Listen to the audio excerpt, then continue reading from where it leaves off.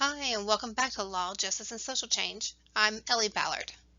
Understanding social change is fundamental to studying how societies develop, adapt, and sometimes decline. Among the many theoretical frameworks that attempt to explain this process, two broad categories stand out: evolutionary theories and cyclical theories.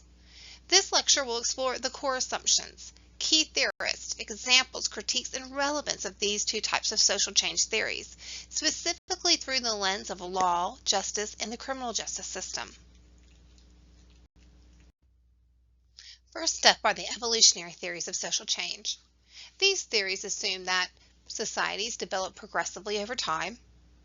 Change is a linear and cumulative process. Social structures become more complex and differentiated, and movement is from simple to more advanced forms of organization.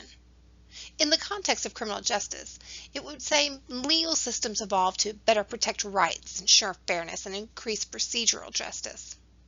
Now, some examples of this would include the evolution of criminal codes to include protections for civil rights, or transition from punitive to rehabilitative models of incarceration, and the expansion of due process rights. Now, some of the key theorists and ideas include Auguste Comte's positivist perspective. He says that society evolves through theological, metaphysical, and scientific stages. The implication for law is that movement from divine law to secular, rational legal systems. Herbert Spencer applied Darwinian principles to society and coined the phrase survival of the fittest. He sees criminal law through this lens would be evolving to protect the integrity and increasingly complex social institutions. And Emile Durkheim, who emphasized the evolution from mechanical to organic solidarity. We see legal systems reflect this by moving from repressive to restitutive justice. Let's look a little deeper at Comte. He lived between 1798 and 1857. Comte was a French philosopher who's widely considered the father of sociology and one of the first thinkers to propose that society could be studied scientifically.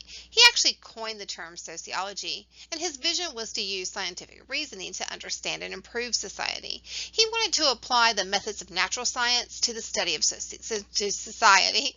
Of course, this would lay the groundwork for sociology as a distinct discipline, and he also emphasized the importance of social order and progress, which he believed could be achieved through a rational understanding of the social world. Now, Comte lived during a period of major political and social upheaval in Europe.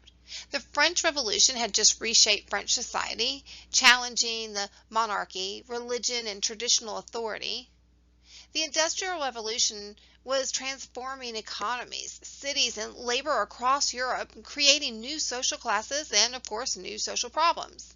Napoleon's rise and fall, followed by political instability in France, that created a longing for order and rational governance. Scientific advancements, especially in physics, biology, and chemistry, were reshaping how people thought about the world, and it inspired Comte to believe the same could be done for society.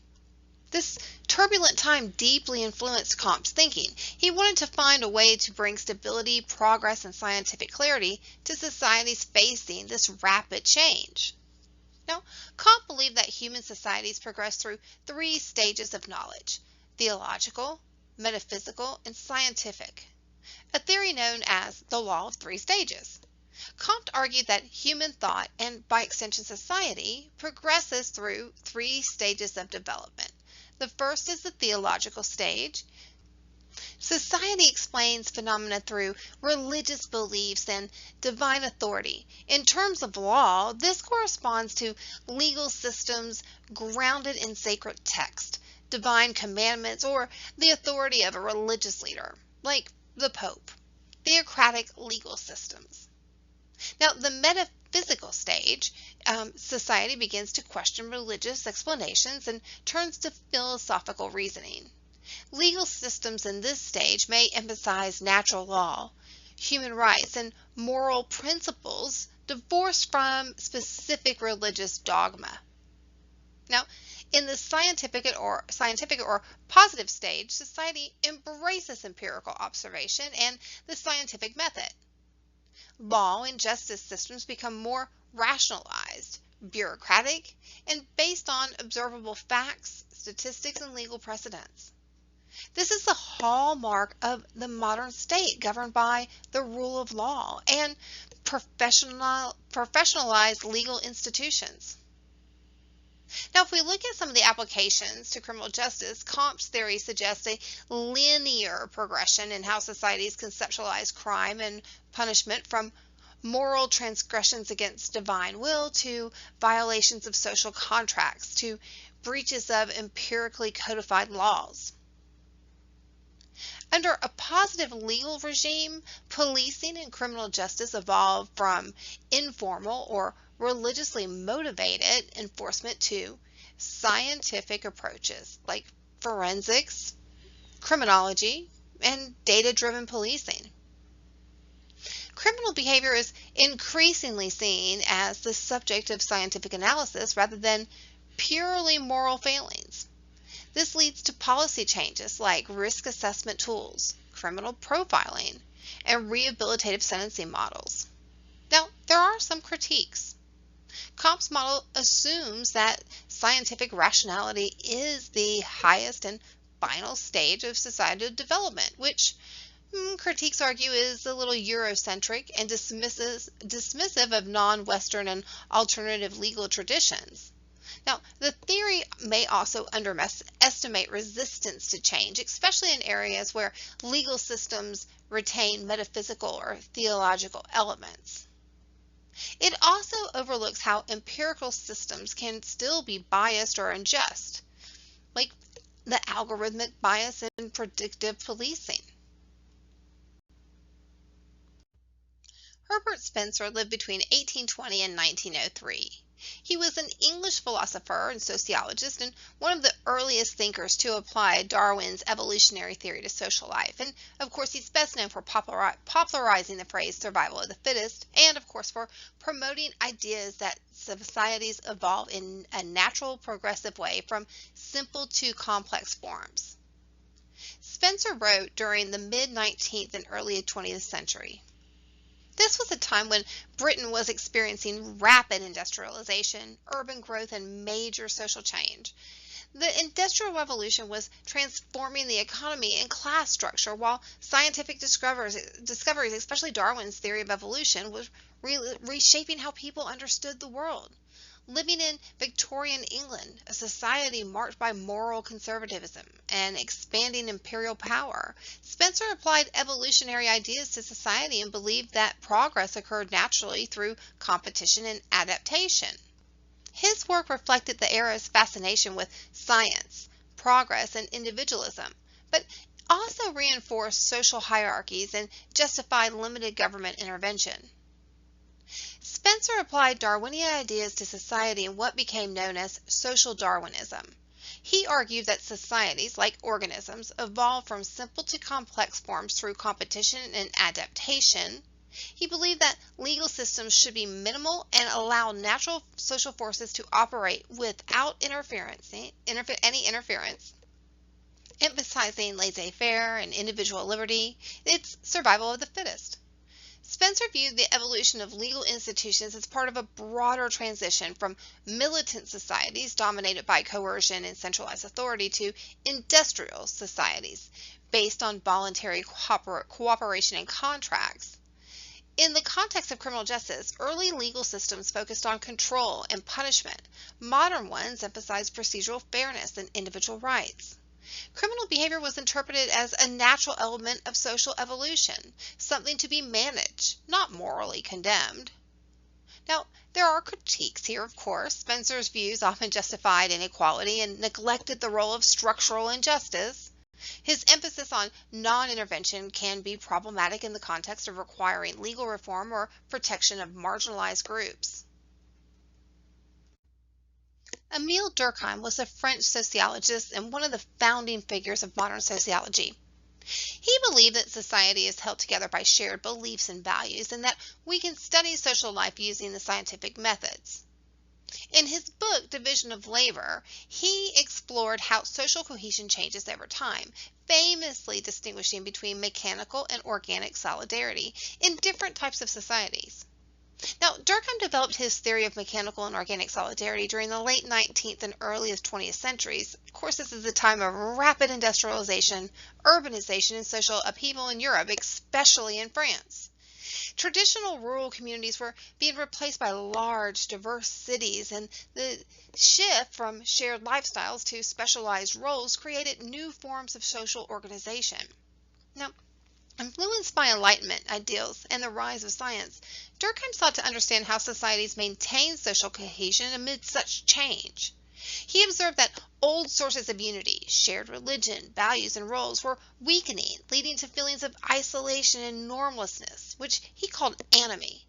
His theory explains how societies move from mechanical solidarity based on similarity and shared values to organic solidarity based on interdependence in complex modern societies.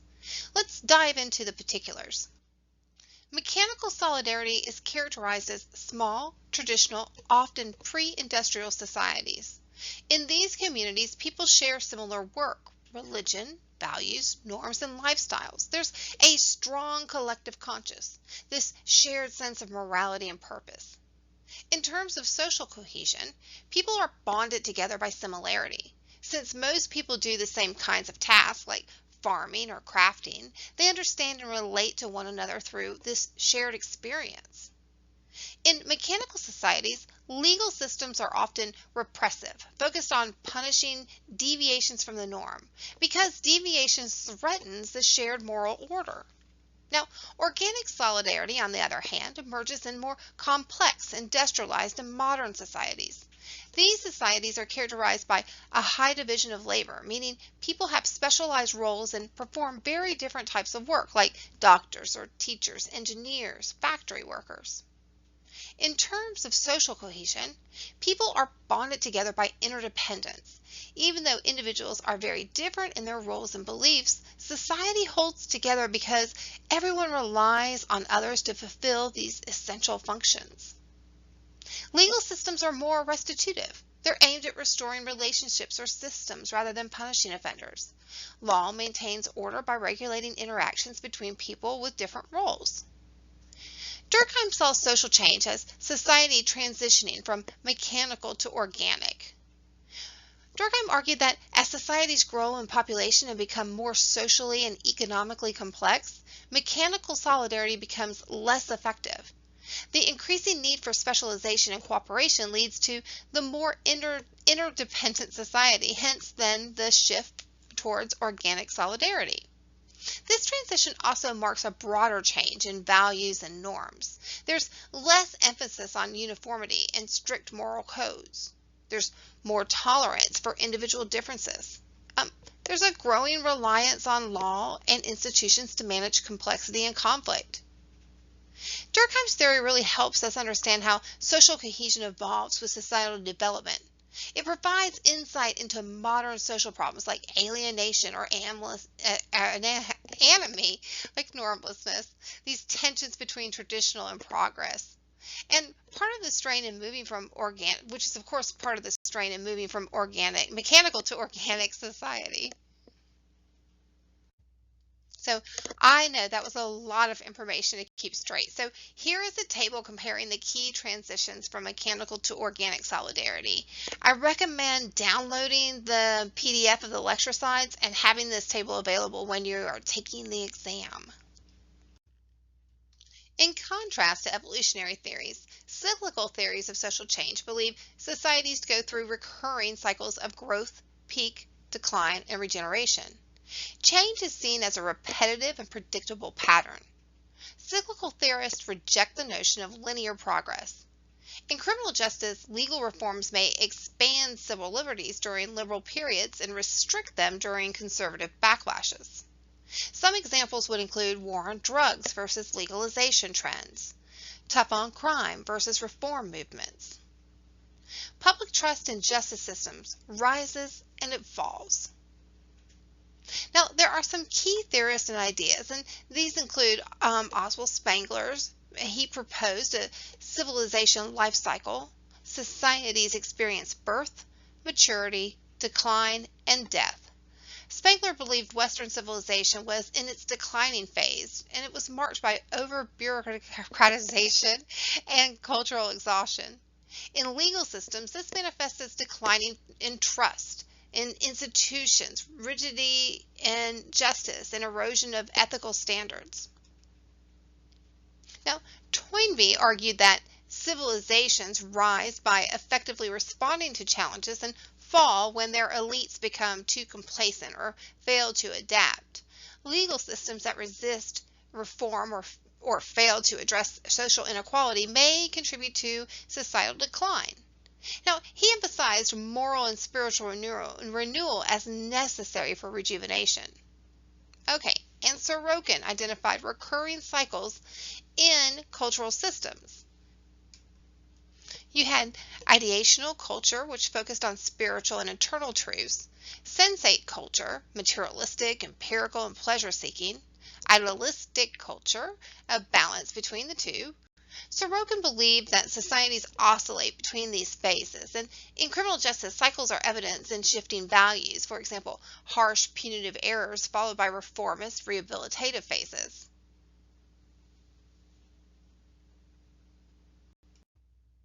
Okay, let's look at the cyclical theorist. Let's start with Spengler. He lived between 1880 and 1936. Spengler was a German historian and philosopher, and he's best known for his influential and controversial work, The Decline of the West, which was published between 1918 and 1922. Spengler was not a traditional academic, but he became famous for his bold and sweeping interpretations of world history. He took a pessimistic view of Western civilization's future, and he argued that cultures rise and fall in natural, inevitable cycle, much like living organisms do. Spengler wrote during a period of profound crisis and uncertainty in Europe. World War I had just ended, leaving Germany politically unstable, economically devastated, and socially disoriented. The collapse of the German Empire and the establishment of the Weimar Republic marked a dramatic shift in political order. Intellectuals and ordinary people alike were questioning the ideals of progress, science, and reason that had defined the 19th century, especially in light of the war's destruction. Spengler's work resonated with many who felt that Western civilization was in decline, morally, culturally, and spiritually. Now, let's look at his theory of social change. Spengler's view of history was cyclical and organic.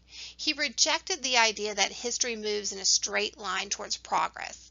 Instead, he argued that civilizations are like living organisms. They are born, mature, decline, and die. Here are his key concepts. Cultures are organisms. Each major culture, Egyptian, classical, Western, had its own unique soul and follows a life cycle: birth, growth, peak, decline, and death. The West was in decline.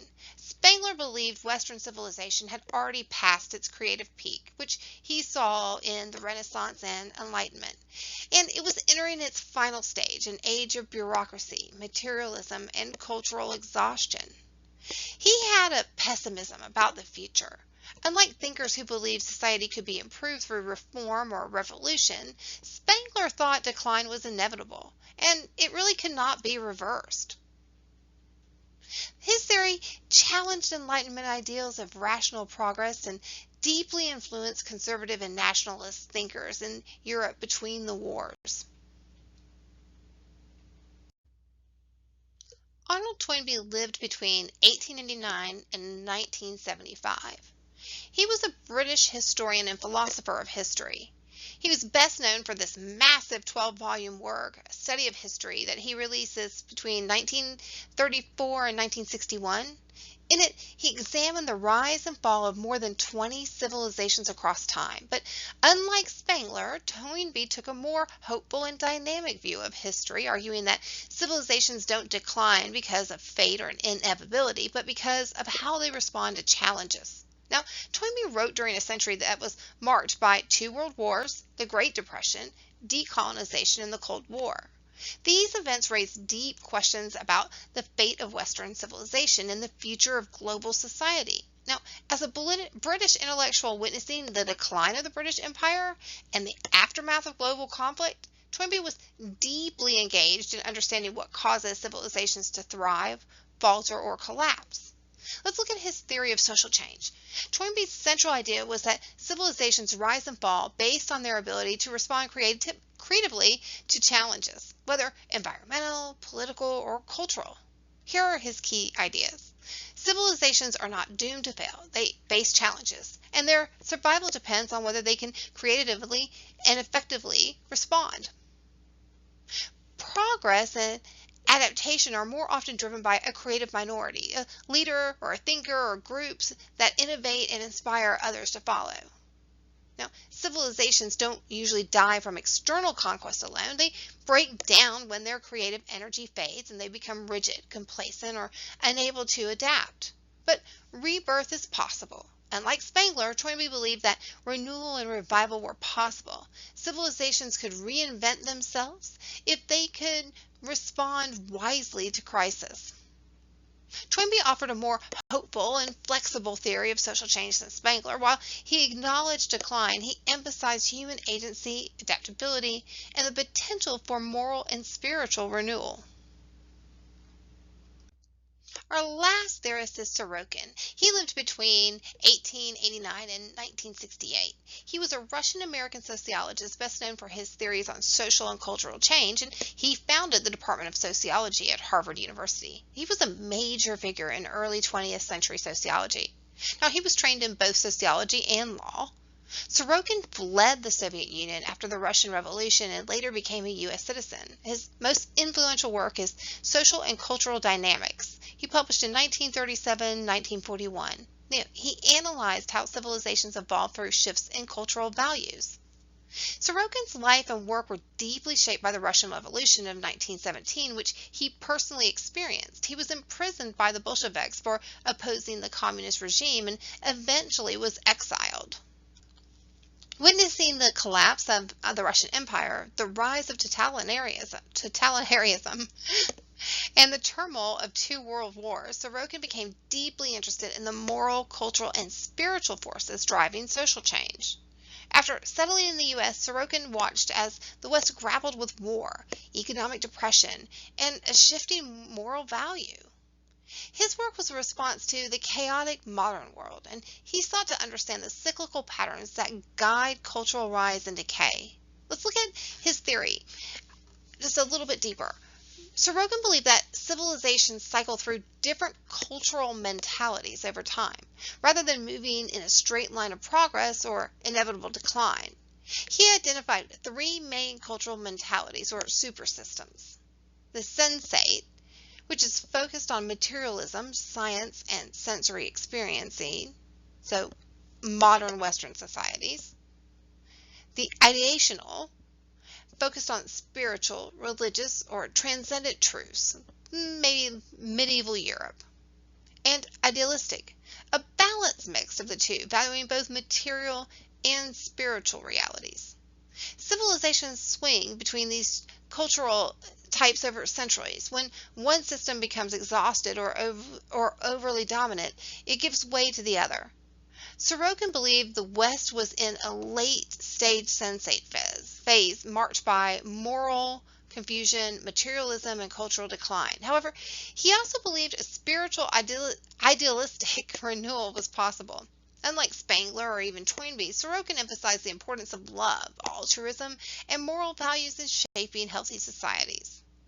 Sorokin's theory is unique because it blends empirical analysis of history with a strong focus on moral and spiritual dynamics. He wasn't just describing change, he was searching for ways society could transform themselves for the better. So why does all this old stuff matter today? Well, it helps us explain justice reform and resistance to reform. It supports historical policy analysis, and both theories offer useful frameworks that we can use to enhance our criminal justice understanding. Now, this table compares the two major theoretical approaches to social change, both evolutionary and cyclical. So I want you to use it again as a cheat sheet on your test so that you can kind of quickly go to a comparative analysis of both of the theories. Okay, thanks for joining me. As always, please reach out to your instructor if you have any questions.